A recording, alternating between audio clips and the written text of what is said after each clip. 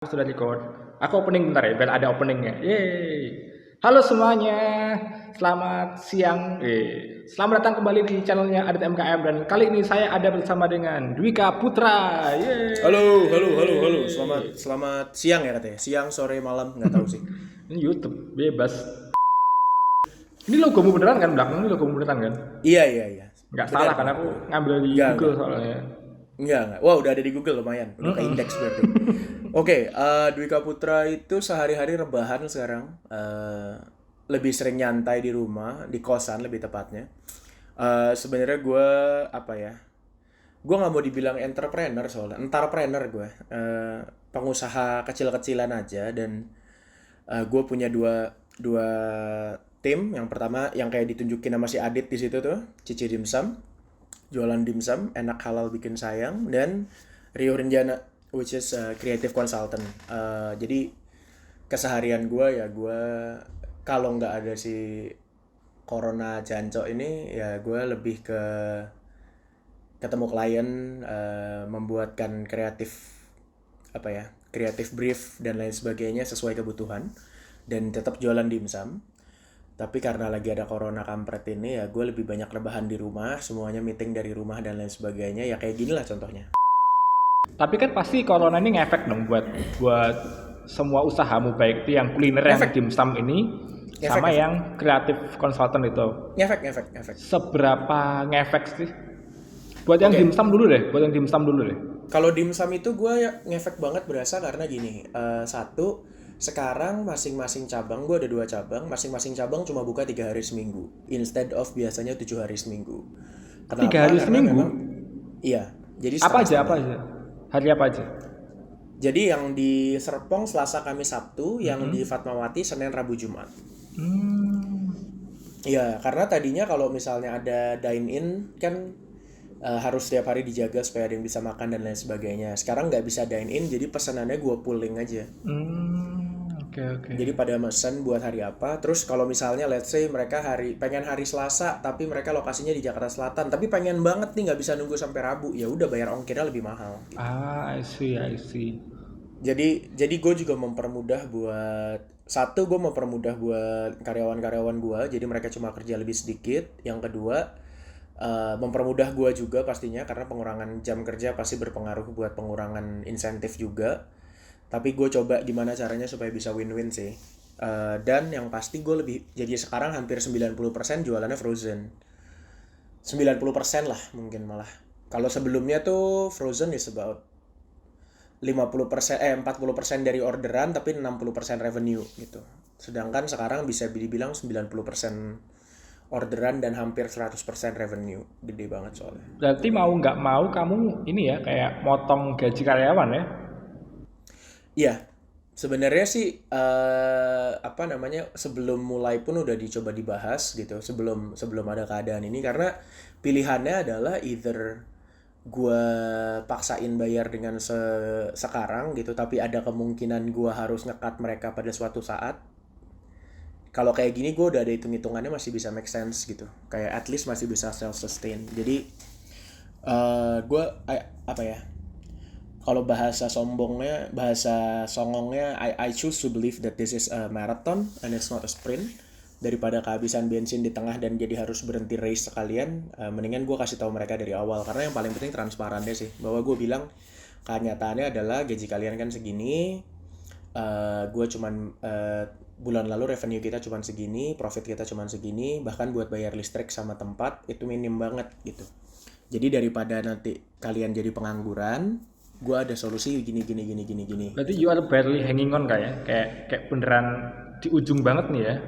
Eh awalnya ya untuk yang dimsum awalnya ya. Sekarang udah mulai membaik, udah mulai ada stream yang lebih bagus. Kayaknya orang-orang juga udah mulai apa ya, lebih berani spending lagi sedikit, which is weird. Kalau menurut berbagai macam teori harusnya orang sekarang semakin ikat pinggang, tapi gue malah ngelihat semakin tingkat konsumtifnya sudah mulai recover sedikit-sedikit. Mungkin gue I don't want to be insensitif ya. Mungkin yang gue lihat ini adalah paling tidak di kalangan marketnya Cici Dimsum gitu ya. Orang pada mulai berani spending lagi. Kalau yang gue menyadari dan memahami penuh bahwa banyak orang-orang yang mungkin berada di bawah garis yang beruntung gitu ya, dimana mereka kesulitan, dan kayaknya kalau yang itu memang benar-benar makin ikat pinggang gitu.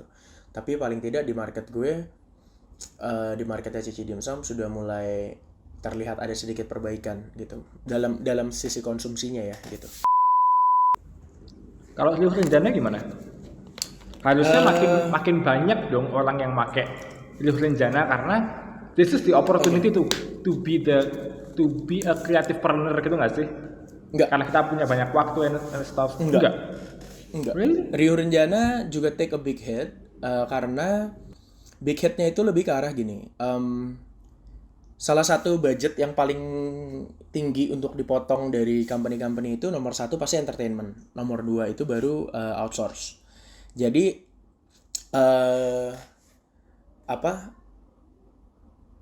kebanyakan klien gua nggak jadi atau menurunkan kapasitasnya dari yang retainer bulanan jadi per project, atau sama sekali ada yang berhenti. One of my client actually have to close down. Jadi jadi kayak gue nggak bisa menyalahkan juga karena agak jadi kayak buah si malakama gitu loh. Kayak in a way kalau mereka memang punya budgetnya tanpa bermaksud jualan, I will highly suggest they have my consulting gitu. Kalau gue boleh menyarankan ke mereka, karena gue bisa mencoba membantu mereka dari yang harusnya ada 30 langkah, mungkin cuman sekarang karena corona cuman ada 5 yang bisa benar, let me help you identify them. Harusnya kan gitu kan, logikanya gitu. Kalau dalam keadaan biasa, creative consultant akan ngasih ide untuk bikin 10 jadi 100 gitu.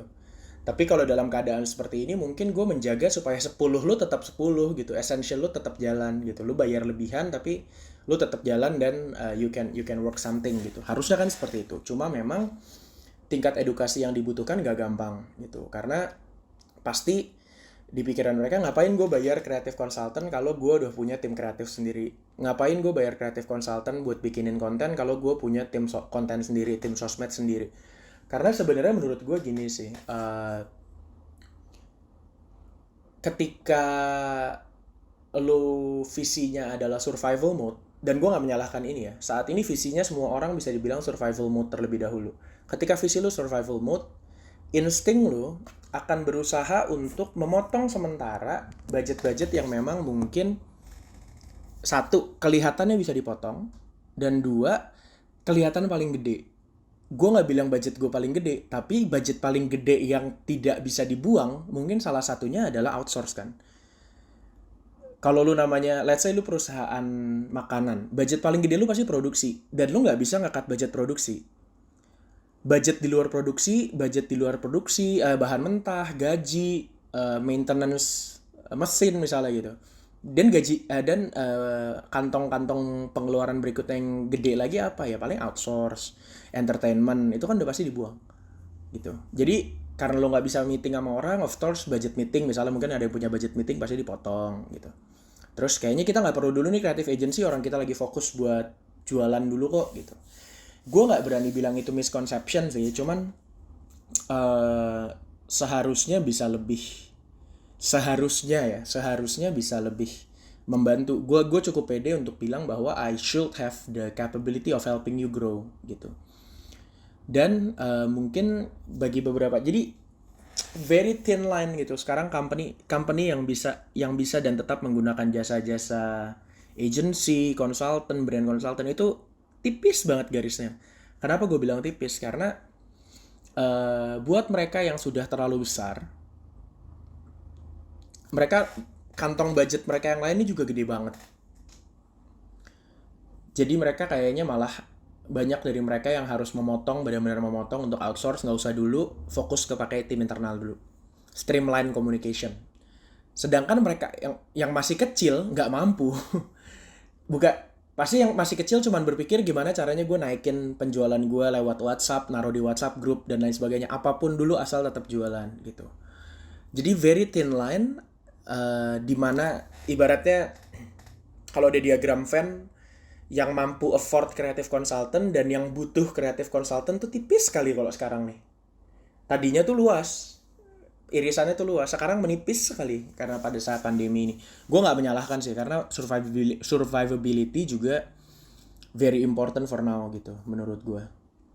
Ini kalau misalnya kita ngomongin survivability ya, kan kamu punya dua usaha dan dua-duanya hampir jatuh nih gara-gara corona nih, dan somehow you survived it gitu. How? Kayak gimana caranya kamu adaptasi dengan kondisi ini, dengan di dua usahamu ini? Kayak strategi perang aja sih Pak sebenarnya. Like satu, know yourself, dua, know your enemy gitu. Dan kalau misalnya di basket itu ada KYP kan, know your personnel gitu. Ketahui tim lu seperti apa, bagaimana cara geraknya mereka, bagaimana know your personnel tuh kan kayak, oh gue tahu kalau gue ngelempar ini ke titik sana, Adit pasti ngejar. Meskipun jauh, Adit pasti bakalan ngejar gitu. Kasarnya seperti itu. Dan gue harus tahu tim gue seperti apa, produk gue seperti apa. Enemy di sini adalah, bukannya gue bilang pelanggan gue enemy, tapi enemy di sini adalah pelanggan gitu. Gue harus kenalin juga pelanggan gue, mereka mau belinya seperti apa, cara mainnya seperti apa. Know your market lah ya. Iya ya, gue sering ngasih kelas baik gratis maupun berbayar, dan selalu pada akhirnya kembali ke prinsip itu gitu. Satu, know yourself, dua, know your market, dan ketiga, know your competitors. Udah, poinnya itu aja. Tapi gue mengajarkan bagaimana knowing yourself. Gue meng-guide bagaimana knowing your product, bagaimana knowing your competitors, bagaimana knowing your customers itu. Karena pada akhirnya gimana ya? Kayak gini loh, kayak di Vietnam pada saat corona ini mereka ada yang membuat dansa corona, tau gak sih lo? Yang corona dance. Karena mereka tahu pengajaran terefektif buat kalangan Gen Z di sana adalah via TikTok gitu. Seleb-seleb TikTok itu lebih didengerin. Anak umur 13 tahun disuruh cuci tangan sama orang tuanya, ngerti apa kamu berisik? Mungkin banting pintu gitu. Tapi disuruh sama orang TikTok, mereka akan dengan sangat senang hati menunjukkan itu kepada orang lain bahwa gue juga lagi cuci tangan. Jadi ketika lu ketahui market lu, ketika lu ketahui orang-orang yang tepat gitu, maksudnya bagaimana cara nge-reach mereka, di mana mereka biasanya nongkrong dan lain sebagainya, lu bisa membuat sebuah keadaan di mana this still works gitu. Di salah satu seminar yang gue bikin 3 minggu yang lalu buat sebuah universitas di Jakarta, ada yang nanya gitu, Kak, bibi as in tante saya gitu bikin warung nasi di daerah mana gitu, gue lupa, second city atau third city, di Jawa Tengah atau Jawa Barat gitu. Terus tapi dia pengen promosi gimana ya Kak, soalnya orang-orang sini nggak pakai sosmed. Gue bilang ya lu udah menjawab sendiri pertanyaan lu sih. Kalau mereka nggak pakai sosmed ya jangan di sosmed gitu. Lu beli printer, lu print brosur, lu jalan kaki pakai masker, lu bagiin satu-satu ke rumah-rumah. Terus lu bilang kalau misalnya bawa kupon ini atau kalau nyebut angka di kupon ini lu dapat diskon 15%, dapat diskon 20%, kalau pesan catering dapat diskon 30% buat seminggu gitu. You know, kadang-kadang orang suka terlalu bingung dengan apa yang mereka lihat orang lain lakukan, tapi mereka nggak ngelihat dulu sebenarnya bisa nggak dilakukan buat brand mereka dan buat customer mereka gitu. Jadinya mismatch. Jadi kunci survive-mu adalah asalkan kamu tahu tadi ya, kamu tahu dirimu kayak gimana, kamu tahu marketmu kayak gimana, dan kamu tahu kompetitormu kayak gimana, kondisi kayak gini pun kamu akan survive gitu nggak sih? In a way iya. Mungkin bukan pasti survive ya, tapi akan ada lebih kemungkinannya, probability-nya akan lebih tinggi gitu. Gue jadi nggak perlu spending untuk hal-hal yang nggak perlu atau nggak ada return-nya. Kalau dalam keadaan biasa, gue bisa aja random, let's say tiba-tiba gue ngontek Raffi Ahmad gitu. Gue bayar dia sekian ratus juta buat mempromosikan, misalnya kayak Raffi Ahmad jadi brand ambassador Alfamart gitu. Gue sebut aja nggak apa-apa. Jadi brand ambassador Alfamart gitu kan. Promo gantung, gajian untung. Di saat seperti sekarang gitu, lu meng-assign brand ambassador baru, mungkin terkesannya buang-buang duit. Kecuali lu bisa menjamin dengan Raffi Ahmad jadi brand ambassador, lu bisa dapat sales sebanyak itu gitu, dapat peningkatan sales sebanyak itu. Now that's a different thing gitu. Gitu loh. Jadi di saat seperti sekarang lu bisa bermanuver sedikit untuk lebih banyak mengutamakan yang jangka pendek tanpa merusak yang jangka panjang gitu. Kayak gue ngelihat banyak bar, terus kayak night club gitu yang pada akhirnya menjual stok alkohol mereka dengan harga 30, 40, 50% lebih murah daripada mereka biasanya jual. Jangka pendek, yang penting bisa bayar gaji, bisa bayar karyawan, tapi tidak merusak jangka panjang karena masih sesuai dengan core business mereka, yaitu ya minuman keras gitu mungkin. Kalau misalnya tiba-tiba stadium jualan masker gitu akan terdengar aneh. Lo akan dengan segera kayak hah gitu. Lu bisa kayak hah, kenapa jadi ngomongin masker gitu, akan merusak core business nantinya. Let's say 1 tahun 2 tahun dari sekarang keadaan bisa kembali normal, orang bisa kembali clubbing, bisa kembali minum di bar, stadium udah kehilangan namanya mungkin, atau ada yang ini stadium yang jualan masker ya gitu. Jadi But is gimana? Is it an option gitu untuk menutup sebuah usaha yang jelas-jelas di corona ini kita nggak akan bisa kayak gitu nih, gitu loh. Iya, totally make sense.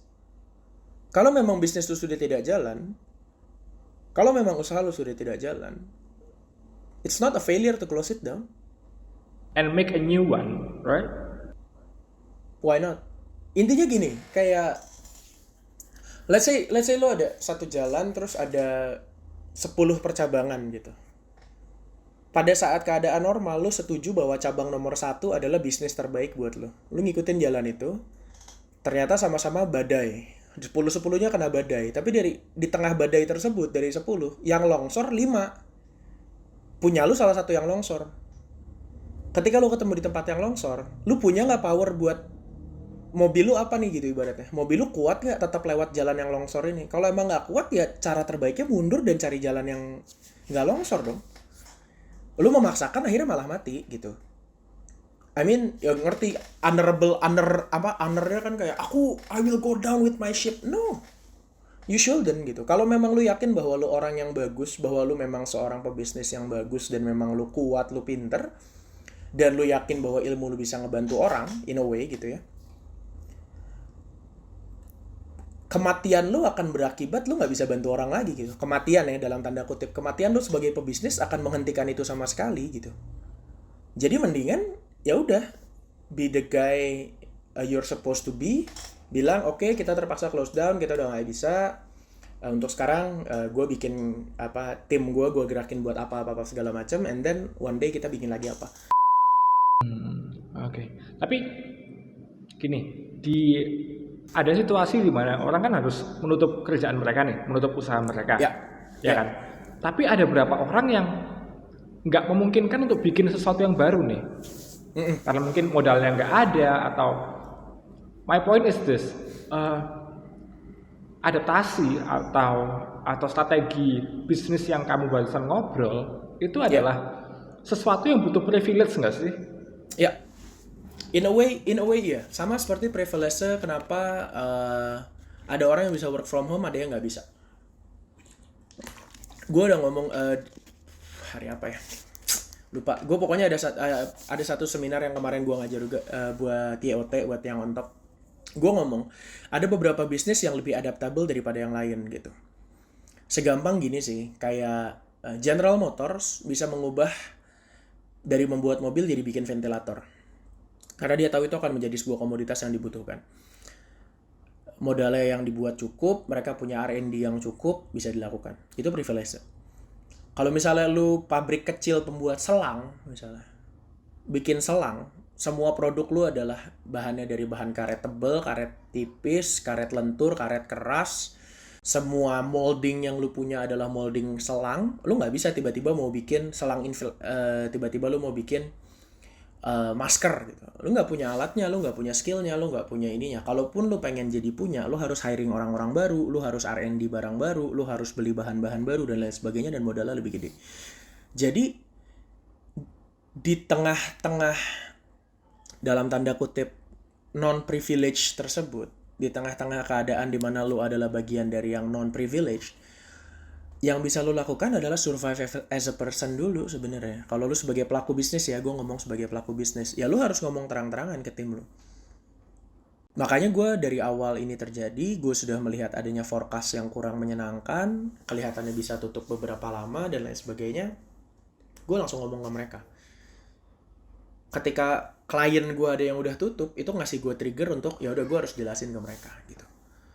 Dan itu gue menjelaskan ke mereka. Dan to be fair, Rio Renjana sudah bergeser. Core bisnisnya sudah agak bergeser. Iya, untuk pandemi ini kita sudah agak bergeser. Tadinya gue nggak ada orang, tadinya gue punya desainer dan animator itu hanya buat internal use kami gitu. Buat internal use kita bikin akun, bikin presentasi, bikin postingan sosmed, bikin apapun itu buat kita internal gitu. Kita mulai memberikan jasa itu buat ke klien karena it's running out of option. Gue nggak bisa lagi untuk klien nggak bersedia spending lebih banyak buat desainer outsource lain gitu. Jadi maunya sepaket aja sama ini, ya udah apa boleh buat gitu. Jadi ya kayak menurut gue apa ya? Ada salah satu kerabat gue kerja di bank gitu. Terus banknya ya let's just say kurang dari ideal lah untuk masalah untuk masalah perinsentifan dan lain sebagainya gitu. So he cooked and he sell his cooking. Karena menurut gue dan itu dia sebagai karyawan loh yang dalam tanda kutip masih digaji atau masih ditanggung oleh pihak ketiga gitu. Ketika lu sebagai pelaku bisnis ya tadi gue bilang gitu, kalau lu nya mati, lu nya nggak selamat dari sini, percuma semua otak, pengetahuan, pengalaman lu nantinya nggak akan bisa dipakai lagi nextnya gitu. Susah untuk lu kembali dari situ gitu. Jadi mendingan survive dulu. Ada beberapa bisnis yang gue tahu memang tidak bisa diperbaharui, tidak bisa beradaptasi dengan segampang itu, dan ya udah pilihannya adalah take a hard turn or close it down. Take a hard turn as in ya udah gitu, bener-bener banting setir banget. Yang tadinya misalnya gue mau nyebut bisnis takutnya ntar dikira menyerang. Oke, misalnya gini deh. Misalnya tadinya lo bikin souvenir, mainan souvenir yang biasa buat kawinan gitu misalnya. Mungkin kan saat sekarang orang pada nggak beli dong souvenir kawinan. Nggak ada kawinan dong. Iya, nggak ada kan. Kawinan dibubarkan. Sebenarnya masih bisa. Dalam artian orang masih ada yang menikah dengan sambil online dan lain sebagainya, lalu tetap lu kirimin souvenirnya. Sebenarnya bisa. Jadi sebenarnya buat si pedagang souvenir ini, satu, mereka bisa mengubah cara marketingnya dulu. Dua, mereka bisa mengubah produknya. Mungkin produknya jadi hal-hal yang lebih, jadi hand sanitizer yang bisa diukir, ada namanya, apa segala macem. Atau akun Zoom gratis. Nggak gitu dong. Atau sleeve-nya buat hand sanitizer, atau misalnya masker bernama anything, maksudnya menyesuaikan gitu. Lu bisa ngubah produk, atau bisa sampai ngubah core business gitu. Ngubah core business itu apa? Ya bener-bener kami hanya membuat misalkan jadi PPE, personal protection equipment, APD. Jadi bikin alat perlindungan diri khusus. Terus nantinya kami memanfaatkannya adalah kalau ada yang mau donasi, tinggal masukin duitnya, kami yang produksi misalnya gitu. Di Indonesia ini orangnya banyak nih, dan yang punya privilege nggak sebanyak itu tuh. Yang lebih banyak adalah orang-orang yang usahanya hancur total, nggak bisa mulai lagi. Orang-orang yang kena PHK. Nah, buat orang-orang yang kayak gini nih, opsi mereka apa? Apa yang bisa mereka lakukan di masa-masa sekarang? Kalau gue boleh jujur, jawabannya gue nggak tahu. Gue nggak tahu karena gue nggak tahu keadaan di lapangan sampai sejauh itu. Gue nggak bisa menggurui mereka tentang sesuatu yang gue nggak ngerti. Gue nggak bisa bilang bahwa ayo tetap semangat, bertahan. Ya gue cuma bisa bilang ya stay safe and stay sane. Tapi gue nggak tahu di lapangan mereka kesulitannya seperti apa. Jadi nggak fair kalau gue jawabnya seperti itu. Tapi jawaban gue lebih ke arah seperti ini. Gue salah satu orang yang percaya bahwa tutupnya atau matinya pekerjaan di satu titik akan berakibat munculnya pekerjaan di titik lain gitu. Gue salah satu yang percaya itu gitu. Meskipun mungkin jumlahnya nggak seimbang, yang membuat jumlahnya tidak seimbang itu biasanya adalah ketidaksesuaian skill. Misalkan, contoh paling gampang aja, lu petugas tol. Oke, lu petugas jaga tol. Mungkin yang dibutuhkan tadinya lulusan S1 atau SMK sederajat. Lu nggak perlu punya skill khusus asal lu bisa input data buat laporan apa segala macam, misalkan kayak gitu. Sekarang digantikan dengan e-tol gitu ya. Of course pegawai tolnya ada yang berkurang, penjaga pintu tol ada yang berkurang. Tapi mereka akan ada membuka pegawai baru, lowongan pegawai baru untuk teknisi, untuk maintenance, ngejagain mesin-mesin e-tolnya, network dan lain sebagainya. Masalahnya si petugas tol ini tidak punya skill untuk melamar ke engineering, kan gitu. Jadi untuk sekarang ya, kalau buat gue selama itu masih halal dan tidak melanggar hukum, apapun itu pekerjaannya lakuin dulu gitu ya. Kalau untuk tips survivalnya sambil ngupgrade skill gitu. Gue tahu lagi-lagi itu akan terdengar sangat privilege bahwa kayak oh ya udah lu kalau misalnya lagi nggak ada kerjaan belajar dong, cari ilmu gitu. Nggak semua orang bisa punya itu. Bisa jadi ada orang-orang yang nggak ada waktu buat belajar, kayak memang harus cari makan. Karena mereka nggak cari makan, keluarganya nggak makan. Dan itu terjadi di lapangan. Makanya gue bilang gue nggak terlalu mengerti keadaan di lapangan. Gue nggak tahu. Bahkan mungkin kan kayak secara moral harusnya negara menanggung jawab atau seperti apa, gue kan nggak ngerti ya gitu. Harusnya kan memang kalau udah seperti itu negara turun tangan. Tapi gue kan nggak tahu pelaksanaan di lapangannya seperti apa. Jadi kalau menurut gue segampang gini, yang bisa lo lakukan adalah ya be there gitu. Kalau misalnya kalian adalah salah satu yang terdampak berat dari corona ini, ya satu, ya kalian harus be 100% there, yang benar-benar kayak aware gitu, langsung super aware dengan keadaan di sekitar lu, apa yang bisa lu bantu, bagaimana lu bisa cari duit dan lain sebagainya gitu.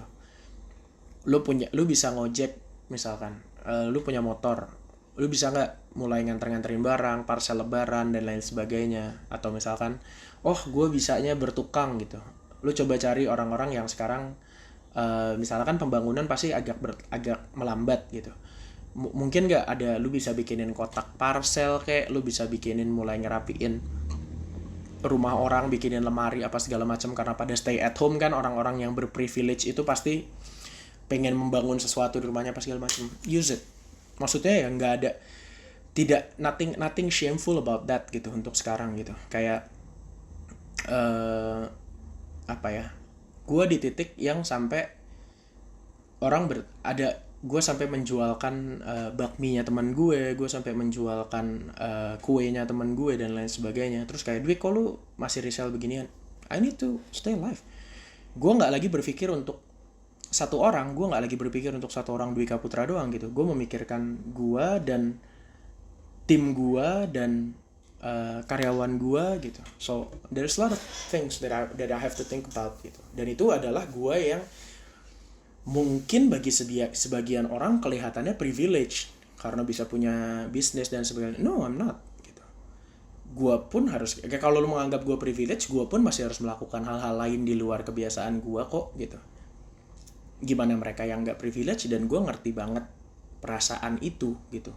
Mungkin nggak bisa dibilang ngerti banget karena gua nggak pernah ada di posisi itulah. Cuman gua kurang lebih mengetahui apa yang mereka rasakan, dan akan terdengar insensitif kalau gue ngasih mereka saran yang lebih dari itu gitu. Tapi saran dari gue adalah segampang, ya lu mengakui bahwa ini ada impactnya buat lu, dan ya udah lu berani untuk melakukan hal lain yang, ingat ya, selama halal dan tidak melanggar hukum tadi itu gitu. Menurut gue akan fine aja. Jadi kayak berat. Peka aja di sekelilingmu ada apa, lakuin yang kamu bisa. Apalagi lihat aja di sekelilingmu mana kaum yang masih punya privilege buat punya apa ya, yang tadi kamu bilang daya beli, punya apa ya, bisa mengkonsumsi hal yang mungkin orang. Gue ada 2 contoh cerita sih. Ini dua-duanya memang kejadiannya sebelum corona, tapi make sense. Maksudnya mungkin bisa diambil pelajarannya. Satu, jadi di salah satu komplek cewek gue gitu, ada satu pekerjaannya itu kayak babysitter tapi buat anjing.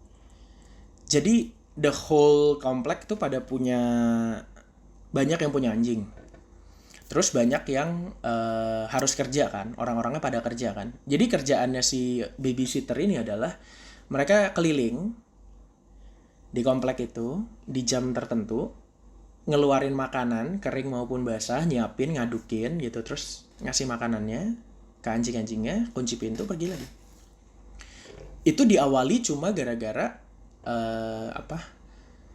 gue lupa gimana ceritanya, pokoknya intinya pertama satu rumah, lalu jadi 3 rumah, lalu jadi 12-15 rumah gitu. Satu rumah bayar misalnya 150.000 sebulan buat kayak gitu, itu 2,5 juta men gitu urusannya. Itu urusan duit 2,5 juta sebulan gitu, hanya dengan lo keliling jalan kaki yang memang lo lakukan anyway gitu. Jadi kayak itu kan sebuah cerita yang kalau dipikir-pikir kayak, nyet, lo gak punya pembantu apa buat ngasih makan anjing di rumah gitu. Ternyata ya keluarga-keluarga ini, gue nggak perlu pembantu buat bebersih, gue bisa bebersih sendiri, gue bisa ngegosok sendiri, gue bisa nyuci sendiri. Gue cuma butuh buat ngasih makan anjing gue doang, karena saat gue pergi gue nggak bisa ngasih makan anjing gue gitu. Ngomong-ngomong soal anjing, ngomong-ngomong soal pekerjaan yang kamu bilang ini, percaya nggak itu pekerjaanku waktu SMA? Percaya aja gue percaya karena percaya gue karena lu terlihat hustling juga gitu, gue percaya dengan itu gitu. Makanya menurut gue bukannya gue mau kayak bilang wah kalian yang nggak bisa mikirin tuh goblok gitu, enggak, tapi kenyataannya adalah siapa yang bisa memikirkan bahwa ada pekerjaan yang namanya ngasih makan anjing gitu. Tapi ternyata possible. Kenapa? Karena lu ngelihat sekitar lu and that works gitu. Coba aja tanya ke sekitar-sekitar lo, kalau misalnya memang ada yang lo kenal yang lebih berada, yang lebih apa, ada nggak gue bisa ngapain nggak? Cat pagar mungkin? Atau misalnya bersihin kolam lele? Anything man, anything. Gue tahu bahwa itu akan bahwa mungkin ini akan terdengar agak jahat gitu, tapi banyak yang sebenarnya mungkin orang-orang yang lebih bersedia spending duit daripada spending waktunya buat melakukan sesuatu gitu. Basically itu kan gitu. Dan memang gue nggak bisa bohong juga bahwa conversion rate-nya mungkin nggak setinggi itu gitu. Nggak berarti lu nanya 10 orang 10-10-nya akan mau ngasih lu kerjaan gitu, belum tentu. Cuman satu masih lebih bagus daripada 0 gitu. Dan kalau cara dapat hustle aja dulu kan ya. Iya, karena kalau cara dapat satunya itu adalah lu harus nanya ke 100 orang. Kalau lu nggak mulai nanya dari sekarang, nggak akan kejadian gitu. Gue jadi reconnect dengan orang-orang lama. Gue nggak ada kerjaan, gue IG live, gue IG story yang aneh-aneh lah, nyobain filter tanya jawab, quiz apa gini gitu segala macem. And people that terus nyobain yang itu apa, the kindest person I've ever met gitu kan, nongol muka orangnya. Itu membangun kembali koneksi gue dengan orang-orang lama, dan gue tidak malu untuk mengakui bahwa dari teman-teman lama gue itu gue ada dapet job. Karena sebenarnya gini man, social media itu kan sebuah paradoks ya, dimana lo selalu terhubung tapi selalu tidak terhubung gitu. Ya kayak lo sama gue lah Dit gitu. Lo kontak gue ini karena waktu itu lo nonton gue live. Lo kontak gue untuk ngobrol ini karena lo lihat gue live sama Dennis dan kayaknya omongannya nyambung gitu. Padahal sebenarnya tanpa lo ngelihat gue ngomong sama Dennis pun, lo selalu tinggal WhatsApp gue, lo selalu tinggal DM gue, atau lo selalu tinggal mention gue akan selalu lihat bahwa lo ngontak gue gitu. Tapi it takes you that trigger di IG live tersebut baru lo mau ngontak gue gitu. Jadi kita selalu terhubung tapi kita selalu tidak terhubung. Makanya di saat seperti sekarang gitu, gue reconnect dengan teman-teman lama, reconnect dengan orang-orang lama, niatnya tulus. Niatnya adalah maksudnya ya gue pengen membangun kembali komunikasi tersebut, karena lo harus mengakui bahwa this shit is taking a toll on us. Gue mulai I crave human interaction. Lu tau gue orangnya kayak gimana. Lu ketemu gue waktu itu, gue sangat-sangat bacot dan sangat suka berkomunikasi dengan orang lain. Ketika akhirnya itu dihilangkan dari gue, I'm fucked gitu. Gue cukup down gitu kan. Jadi gue reconnect dengan orang-orang lama, dan ternyata pada saat ngupdate keadaan sekarang, keadaannya gimana dan lain sebagainya, 1 or 2 or 3 of them needs my help, kenapa enggak gitu. Dan maksudnya adalah ya orang Indonesia tuh guyup gitu, orang Indonesia tuh suka banget guyup, dan gue yakin orang-orang ini punya teman yang gak kalah banyak dengan gue gitu. Mungkin teman gue berapa sih gitu, Mungkin orang-orang yang lain punya lebih banyak dan ya pasti ada sesuatu yang bisa dipikirin bareng gitu. Mungkin misalnya, Pak saya nggak bisa masak, saya nggak bisa bertukang, nggak bisa ini apa, skill lo apa, sales Pak. Ya udah lu cari orang yang jualan makanan, lu tanya ke mereka, Bu kalau saya jualan 50 porsi saya dapat 10% boleh nggak gitu. Sebenarnya sih aku bikin konten ini sebenarnya misinya sama kayak kamu gitu. Aku mau connecting sama orang-orang yang jarang aku kontak, terus aku pengen dapat insight dari mereka kayak gimana. Dan aku pengen karena aku sendiri tuh nggak bisa support orang gitu loh. Jadi bisa nggak kamu ngasih kayak kata-kata closing gitu buat siapapun yang bakal nonton ini gitu loh, ngerti nggak sih? Gini, gampangnya gini, lo nggak akan bisa bertahan hidup kalau lo nggak bertahan hidup. Jadi oke, itu terdengar sangat pepesan kosong. Intinya gini, untuk lo bisa bertahan sebagai seorang manusia itu lo bertahan hidup dulu gitu. Dan ada yang bilang kan challenge is also an opportunity gitu, also an opportunity. Di keadaan sekarang mungkin akan sangat sulit untuk melihat hal tersebut. Di saat sekarang akan sulit untuk melihat ini lebih dari sekedar musibah. Sangat sulit untuk melihat pandemi ini atau segala efeknya, mungkin pengurangan jam kerja, pengurangan gaji, pemecatan. Akan sulit untuk melihat ini sebagai sesuatu yang lebih dari sekadar musibah atau nasib buruk yang menimpa gitu. Tapi seharusnya gitu ya, lu bisa menjadikan ini sebagai sebuah sebuah baris tambahan di CV hidup lu suatu hari nanti gitu, kalau menurut gue gitu. Dan ya kesempatannya di situ. Kalau lu mau bilang apaan kok kayak gini, lu dulu termasuk tipe yang kalau di sekolah suka bolos nggak, Dit? Bolos, iya bolos. Suka bolos. Tipe yang kalau ujian stres gitu karena harus belajar. Tidak, gitu. saya tidak belajar waktu ujian. Oke. Saya dapat nilainya jelek tapi kan? Dapat nilainya jelek gak? Remedial. Oh, ya. Oke. Poinnya sih seperti itu gitu. Poin gue adalah bahwa ya ini ujian yang sebenar-benarnya gitu, dimana mungkin lu tidak punya kesempatan buat remet, dimana mungkin kalau ujian ini lu gagal, lu nggak ada kesempatan kedua. Jadi ya manfaatkan si kesempatan pertama ini sebaik-baiknya gitu. Kalau lu emang ngerasa oke, gue lagi nggak ada kerjaan, gue nggak bisa kerja, kerjaan gue terdampak, bagaimana caranya lu bisa overcome tantangan tersebut dengan cara sebaik-baiknya, itu dulu sih.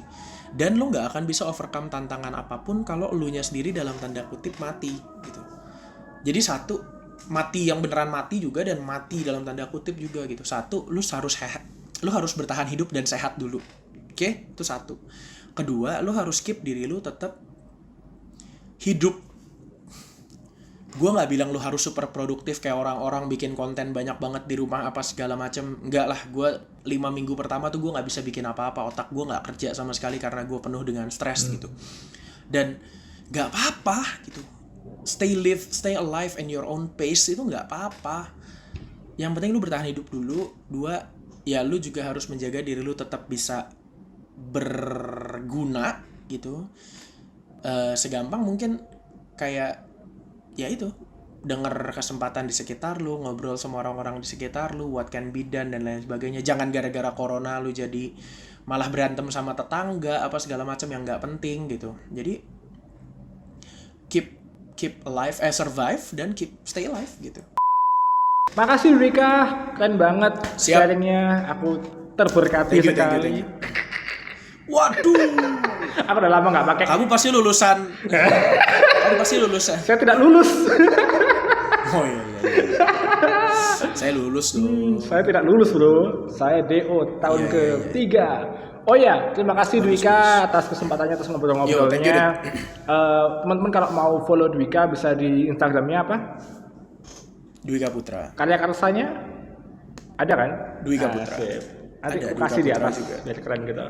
Terima kasih. Kok di atas? Nanti ada di atasnya kamu ada tulisannya Dwika Putra. Oh gitu, iya. Okay. Biar keren. Nah, terima kasih teman-teman yang udah nonton. Semoga ini bisa jadi acuan kalian yang kayak kalau mau bikin usaha atau lagi ngembangin usaha apapun. Semoga kalian nggak terdiscourage karena corona ini. Tetap apa ya, semangat, jaga kesehatan. Terus kalau misalnya kalian suka sama konten kayak gini, komen, like, subscribe channelnya Deddy Kobusier. Gitu aja. Selamat malam, saya di TMKM.